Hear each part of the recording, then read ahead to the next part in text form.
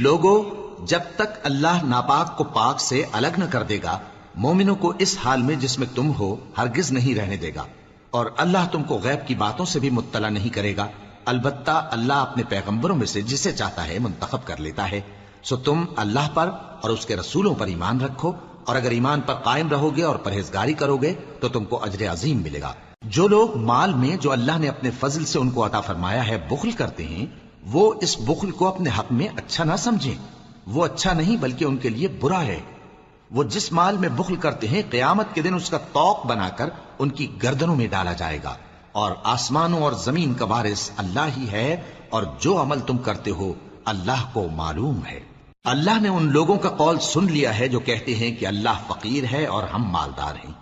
یہ جو کچھ کہتے ہیں ہم اس کو لکھ لیں گے، اور پیغمبروں کو جو یہ ناحق قتل کرتے رہے ہیں اس کو بھی قلم بند کر رکھیں گے، اور قیامت کے روز کہیں گے کہ سخت جلن والی آگ کے عذاب کے مزے چکھتے رہو۔ یہ ان کاموں کی سزا ہے جو تمہارے ہاتھ آگے بھیجتے رہے ہیں، اور اللہ تو بندوں پر مطلق ظلم نہیں کرتا۔ جو لوگ کہتے ہیں کہ اللہ نے ہمیں حکم بھیجا کہ جب تک کوئی پیغمبر ہمارے پاس ایسی نیاز لے کر نہ آئے جس کو آگ آ کر کھا جائے، تب تک ہم اس پر ایمان نہ لائیں گے۔ اے پیغمبر، ان سے کہہ دو کہ مجھ سے پہلے کئی پیغمبر تمہارے پاس کھلی ہوئی نشانیاں لے کر آئے، اور وہ معجزہ بھی لائے جو تم کہتے ہو، تو اگر سچے ہو تو تم نے ان کو کیوں قتل کیا؟ پھر اگر یہ لوگ تم کو جھٹلا رہے ہیں تو تم سے پہلے بہت سے پیغمبر کھلی ہوئی نشانیاں اور صحیفے اور روشن کتابیں لے کر آ چکے ہیں کہ ان کو بھی جھٹلایا گیا تھا۔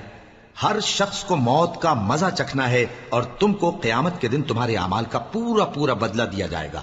تو جو شخص دوزخ سے دور رکھا گیا اور بہشت میں داخل کیا گیا وہ مراد کو پہنچ گیا، اور دنیا کی زندگی تو دھوکے کا سامان ہے۔